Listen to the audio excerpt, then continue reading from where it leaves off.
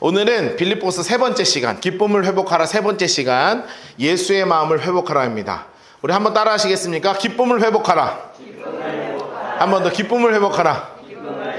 제가 서로 인사시키는 거 별로 안 좋아하거든요. 근데 이번 주는 이제 인사를 좀 하죠. 기쁨을 회복합시다. 자, 시작.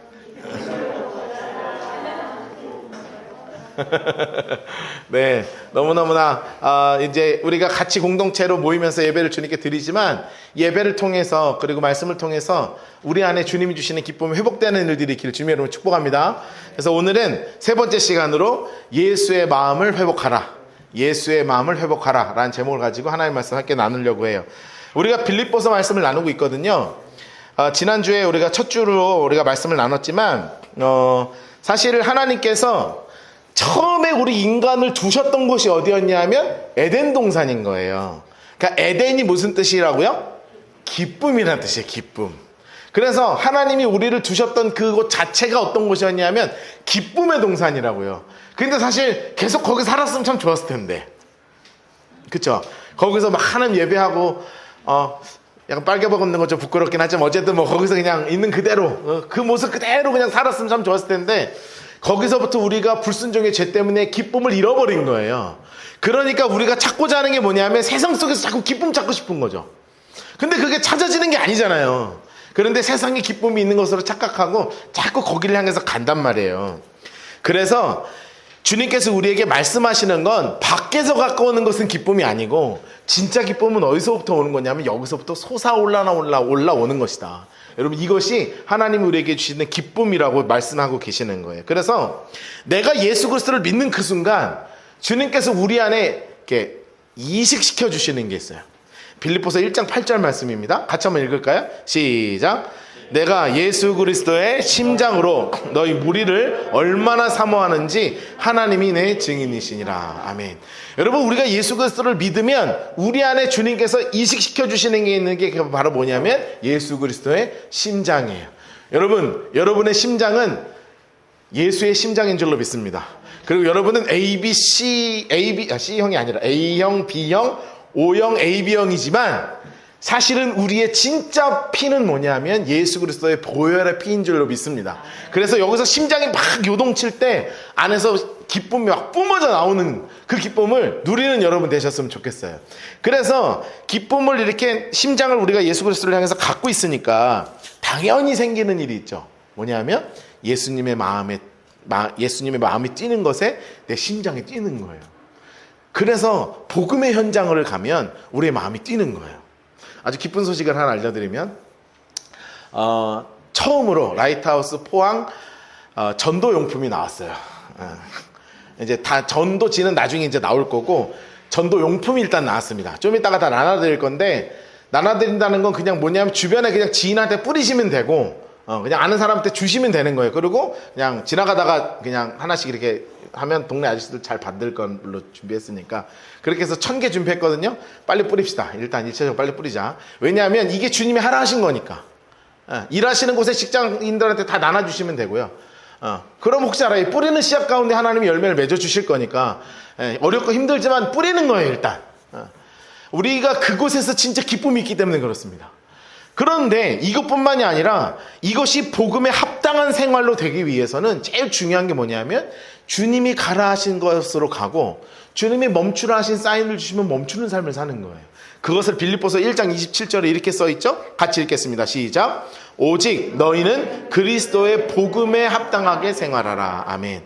복음에 합당한 생활은 주님이 빨간 신호 주시면 멈추고 파란 신호 주시면 가고, 내 마음의 양심은 주님의 표현이기에 성령님이 여기 안에 계시기에 거기에 민감하게 순종하면서 살아가는 그런 믿음의 사람으로 살아가기를 우리 주님이 원하시는 거죠. 자, 그리고 나면 또 하나의 기쁨의 회복을 위한 은혜의 소식을 우리에게 전해주시는 거예요. 하나님께서 제일, 하나님이 후회하는 것도 참 가슴이 아픈데, 하나님이 제일 후회하셨던 게 바로 뭐였냐면 이스라엘의 첫 번째 왕으로 사울 왕을 세우신 거였어요. 왜냐하면 인간의 마음에 쏙 드는 왕으로 세우셨기 때문에, 사실은 뭐 키도 크고 생긴 것도 잘생겼고 돈도 많고, 키 크고 잘생긴 거에 너무 현혹되지 마시라고.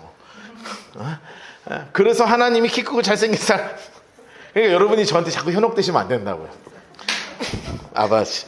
자, 사무엘상 15장 28절 같이 읽겠습니다. 시작. 사무엘에게 그에게 이르되 여호와께서 오늘 이스라엘의 나라를 왕에게서 떼어 왕보다 나은 왕의 이웃에게 주셨나이다.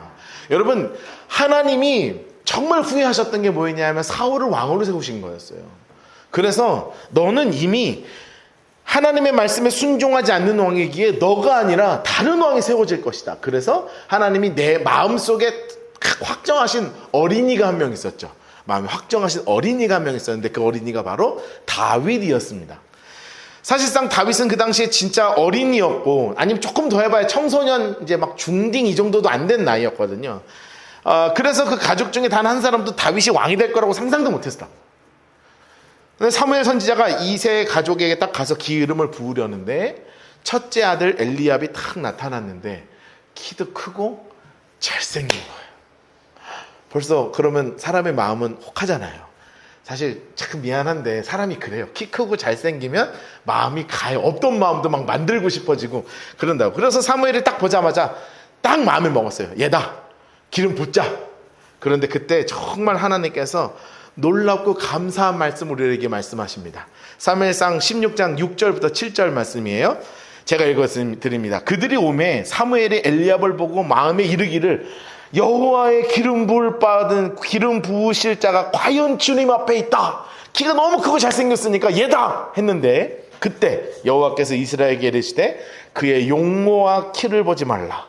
내가 이미 그를 버렸다. 내가 보는 것은 사람과 같지 아니하니 사람은 외모를 보거니와 나 여호와는 중심을 보느니라 하시니라. 여러분, 우리에겐 정말 복된 소식입니다. 하나님은 여러분의 외모와 키를 보지 않으십니다. 할렐루야.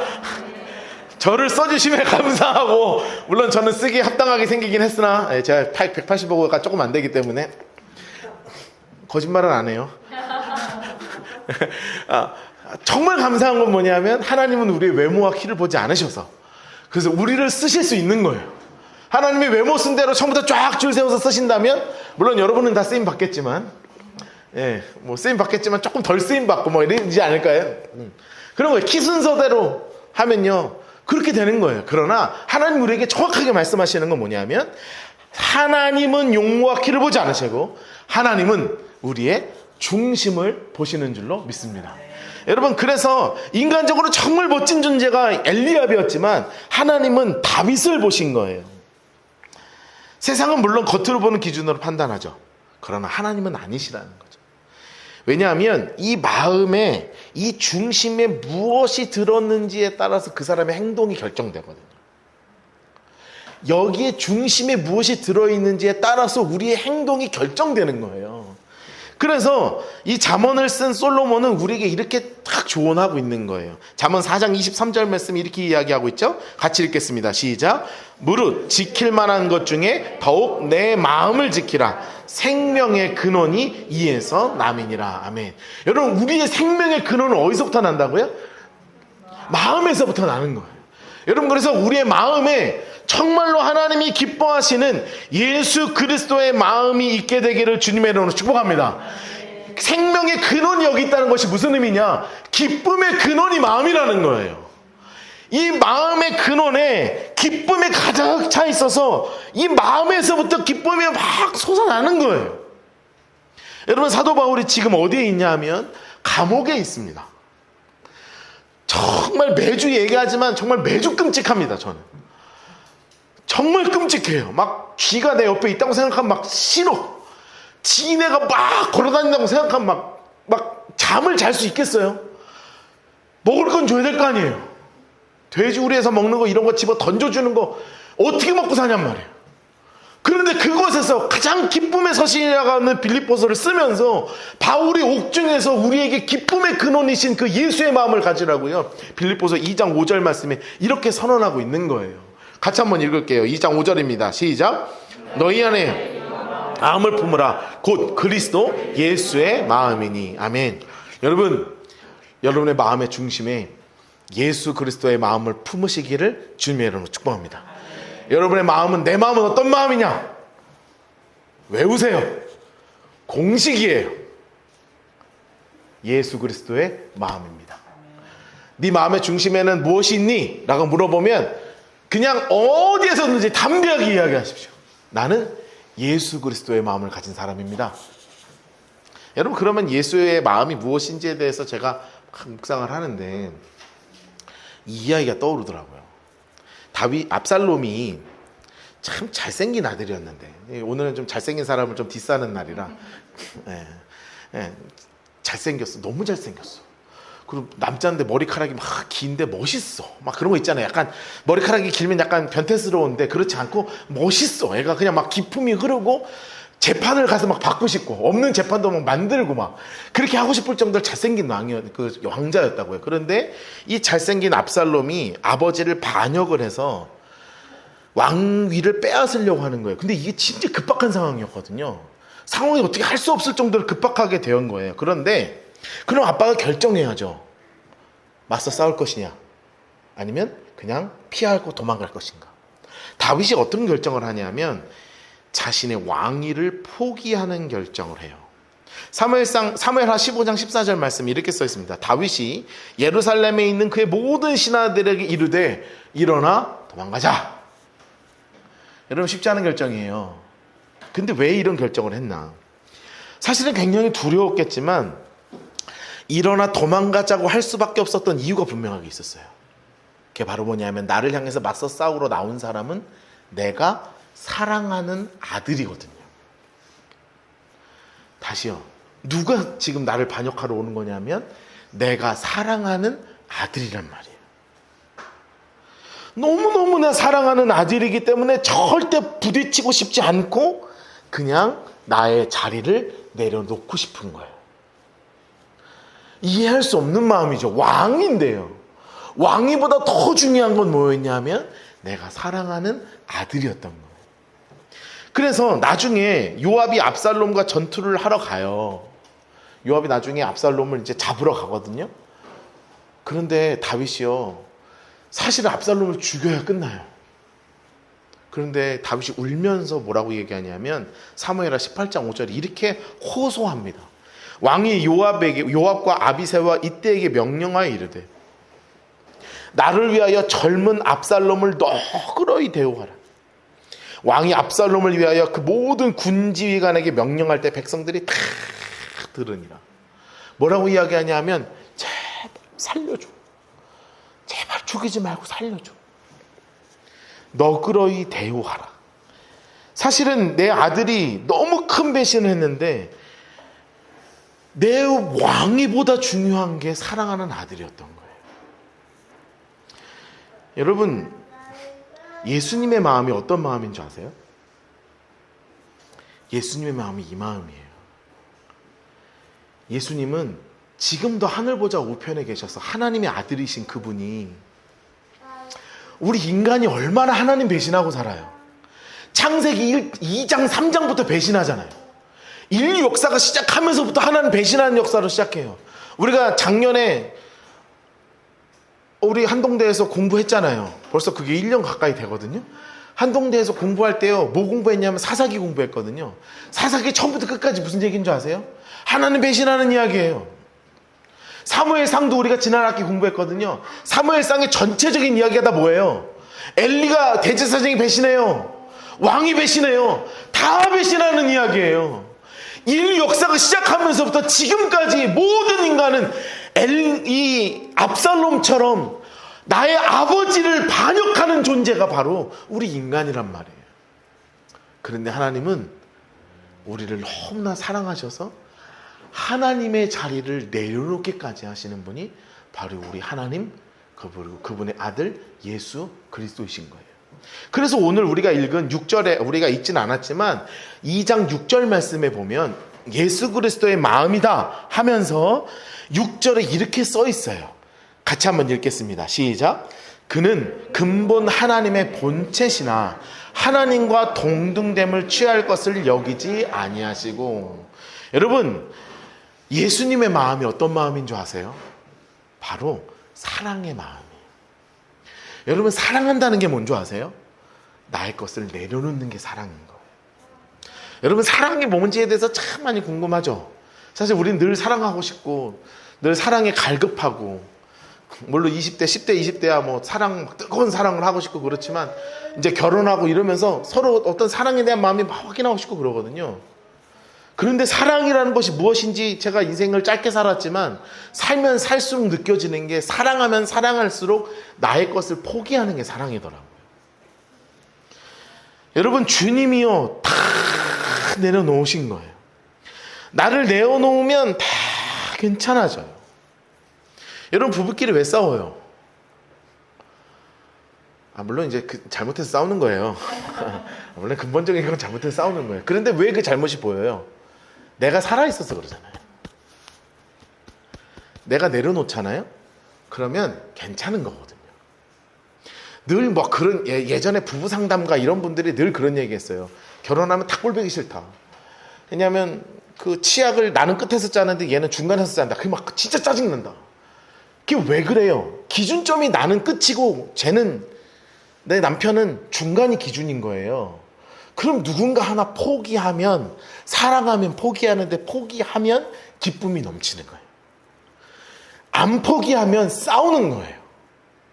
여러분, 기쁨의 근원이신 그 예수 그리스도의 마음은 무슨 마음이냐면, 나의 것을 내려놓고 나의 것을 포기하는 그 마음이 바로 사랑의 마음이라고. 사실 제가 이렇게 얘기해서 치약 얘기했지만, 주님은 하늘 보좌 우편에 계시는 왕인 되신 그 예수님의 자리까지 포기하시고 우리를 위해서 이 땅 가운데 내려오셨단 말이에요. 그러니 우리는 뭔들 포기하지 않겠습니까? 여러분, 이제 십자가에서 예수님께서 죽으실 것을 다 아셨어요. 주님이요, 이제 난 죽을 걸 다 아셨다고요. 그리고 내가 정말 사흘 만에 부활할 것을 알려주시면서 요한복음의 제자들에게 이렇게 간절하게 말씀하셨어요. 요한복음 16장 22절이에요. 예수님의 포기하심으로 우리가 얻을 수 있는 게 뭔지를 알려주신 거예요. 같이 한번 읽을까요? 시작. 지금은 너희가 근심하나 내가 다시 너희를 보리니 너희의 마음이 기쁠 것이요 너희의 기쁨을 빼앗을 자가 없으리라. 여러분, 예수의 마음을 가지면 그 기쁨을 빼앗을 자가 없는 줄로 믿습니다. 여러분의 마음 가운데 예수님의 사랑의 마음을 달라고 기도하십시오. 정말로 내가 예수의 사랑의 마음으로 사람을 바라볼 수 있는 사랑의 눈을 달라고 여러분 기도하십시오. 그러면 그 사랑의 눈을 가질 때 여러분의 마음의 기쁨을 빼앗을 자가 아무도 없을 줄로 믿습니다. 그런데 이것뿐만이 아니라 예수님의 사랑으로 우리를 내려놓으신 것만큼 정말 중요한 마음이 하나 더 있어요. 오늘 빌립보서 2장 3절과 4절 말씀이에요. 우리가 이제 5절을 읽었지만 그 앞뒤를 읽는 거예요. 3절과 4절 말씀 같이 한번 읽을까요? 시작. 아무 일에든지 다툼이나 허용으로 하지 말고 오직 겸손한 마음으로 각각 자기보다 남을 낮게 여기고 각각 자기 일을 돌볼 뿐더러 또한 각각 자기 일을 돌보아 나의 기쁨을 충만하게 하라. 아멘. 여러분, 이 말씀을 보면 너무 분명한 말씀이 있어요. 그게 바로 뭐냐면 예수 그리스도의 마음은 겸손의 마음이에요.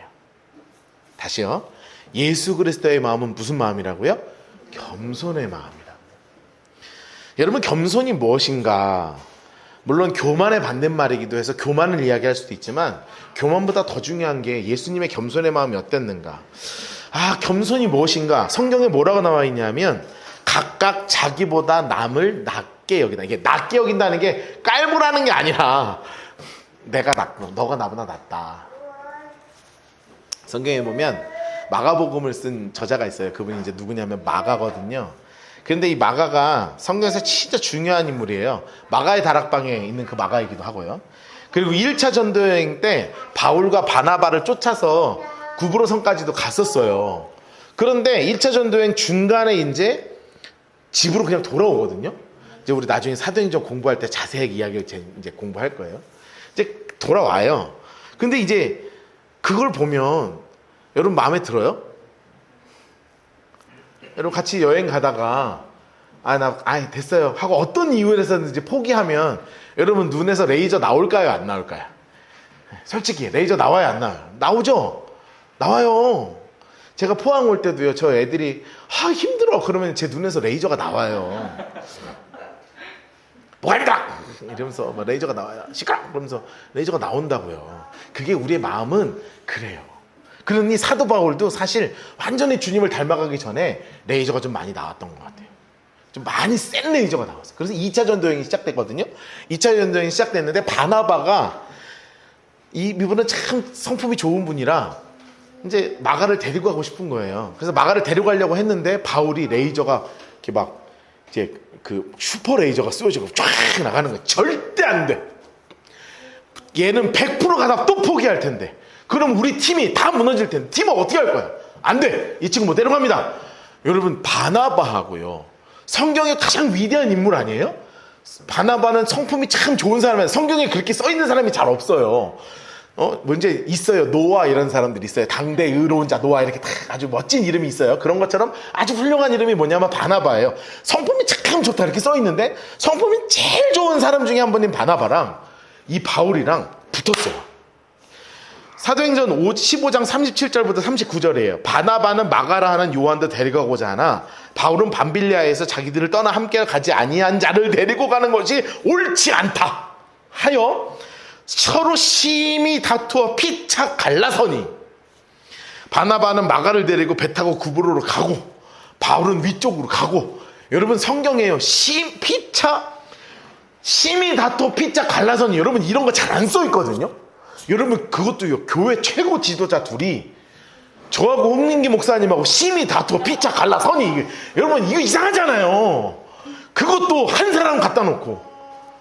그러면 여러분 그 옆에 서 있는 마가는 어떤 표정 졌을까요? 에? 이 청년 마가가 얼마나 낯짝이 두꺼웠을까. 나는 나 같았으면 어떻게 하냐면 죄송하다 무릎 꿇고 제가 그때 정말 부족해서 연약했다. 바울 선생님 진짜 죄송하다. 막 이렇게 빌어야죠. 근데 요 녀석이 가만히 있는 거야. 얄밉게 가만히 있어. 그럼 바울의 레이저가 막 더 나와. 막 미칠 것 같아. 보기만 해도 막. 그러니까 막 요만큼 화냈고 막 이만큼 화내가지고 피차 다투어 서로 갈라서니 넌 포항으로 가라. 난 해운대 간다. 이러고 간 거야. 영원히 갈라쓴 거예요. 둘이. 그럼 나 영원히는 아니고 나중에 다시 친해지긴 하지만. 바나바는 마을을 데리고 가는 거예요. 그런데 10년 정도가 흐르고 사도 바울이 많은 사역을 하면서 2차 전도여행도 하고 3차 전도여행도 하고 하면서 많이 주님을 닮아가면서 깨달은 게 있었어요. 그게 바로 뭐냐 하면 나만 옳은 것이 아니구나. 나만 옳은 것이 아니구나. 여러분 제가 홍민기 목사님하고 이런저런 사역을 하면서 이제 우리 성경 공부 때도 한번 이야기를 했어요. 제일 가슴에 와닿는 이야기 중에 하나가 있어요. 그게 바로 뭐냐면 나도 내가 마음에 들지 않는데 다른 사람이 어떻게 내 마음에 드니? 이거예요. 여러분 스스로가 마음에 드세요? 물론 이제 아침에 샤워하고 거울 보면 좀 오늘 상태 괜찮네 뭐 이런 거는 좀 있지만 그럼 아니신가? 나만 그러나? 거울 보면 어떻게 괜찮네 이러면서 이제 솔직히 좀 그런 거 있잖아요. 그렇죠? 그러고 말고요. 여러분 외모 마음에 들어요?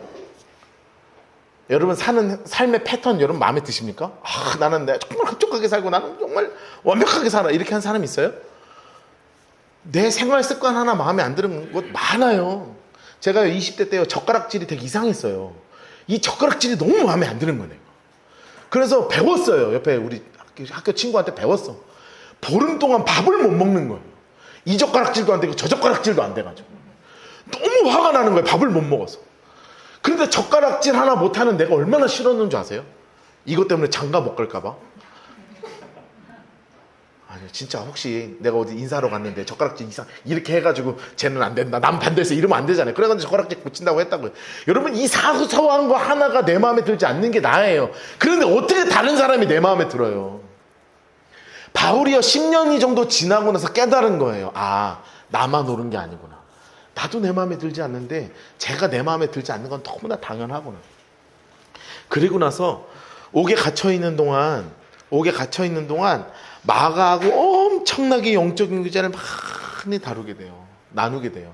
그래서 다른 옥중서신이 뭐가 있냐면 골로새서라는 책이 있습니다. 그 골로새서에 마가에 대해서 어떻게 썼는 줄 아세요? 이렇게 쓰는 거예요. 골로새서 4장 10절과 11절 말씀입니다. 나와 함께 갇힌 아리스다고와 바나바의 생질 마가와 이 마가에 대하여 너희가 명을 받았으며 그가 이르거든 영접하라. 유스도라 하는 예수도 너에게 무난하니라. 그는 할레파이니 이들만은 하나님 나라를 위하여 역사하는 자들이니. 그 다음에 뭐라고 써 있어요? 이런 사람들이 나의 위로가 되었느니라. 여러분, 마가를 향해서 레이저를 쐈던 바울이요, 10년 뒤 내가 다 옳은 것이 아니고 나도 내가 마음에 안 드는데 다른 사람이 어떻게 마음에 들어, 너가 나보다 낫다 라는 고백을 할 때 마가에 대해서 바울의 고백이 이렇게 바뀌는 거예요. 너는 나를 향한 위로의 사람이구나. 여러분 기억하세요. 저도요, 사역을 하다 보면 젊을 때는 싸우기도 많이 싸우고요, 주장하기도 많이 하고요, 다 내가 옳은 것 같고요, 그랬거든요. 사실 지금도 100% 버리지 못해요. 그런데 성경의 절대적인 진리를 제외하고 나서는 세상에서 나만 옳은 거 없거든요. 여러분, 이 마음이 무슨 마음이냐면 겸손의 마음인 거예요. 너가 나보다 낫다고 생각하지 않는 이상 저 사람은 나에게 비판의 대상이요, 정죄의 대상입니다. 여러분, 그런데 어떤 비판과 어떤 정죄에 기쁨이 있겠습니까? 여러분, 막 비판하면서 기쁨이 솟아올라요? 막 행복해요? 막 짜릿합니까? 짜릿은 하죠. 죄 짓고 있으니까. 죄 지으면 짜릿하거든요. 막 비난하면 막 눈이 빨개져서 쟤는 저래서 안 되고 얘는 이게 나쁘고 너는 그게 안 되는 거고 너는 안 되는 거야, 너는 나쁜 거야, 잘못하는 거야, 그거 아니야 라고 이야기하는 표정에 어디 기쁨이 있어요? 그런데 바울이 너는 나를 위로해주는 사람이다 라고 쓸 때 그 옥중에서 바울이 웃지 않았겠냔 말이에요. 여러분, 기쁨이 솟아나는 것은 예수의 마음을 가질 때 그렇습니다. 그런데 그 예수의 마음은 성경이 너무 분명하게 이야기하고 있어요. 첫 번째, 따라하겠습니다. 사랑의 마음. 또 하나 따라하겠습니다. 겸손의 마음. 여러분, 여러분의 마음에 이 예수의 마음을 회복하는 여러분 되시기를 주님으로 축복합니다. 예수의 마음은 사랑의 마음이요, 겸손의 마음입니다. 여러분, 이번 한 주, 아니 우리 일평생 이 마음을 회복하여서 정말 여러분 안에 세상에서 누리지 못하는 그 기쁨을 마음껏 누리게 되는 믿음의 사람 되시기를 주님 여러분 축복합니다. 우리 함께 기도하겠습니다.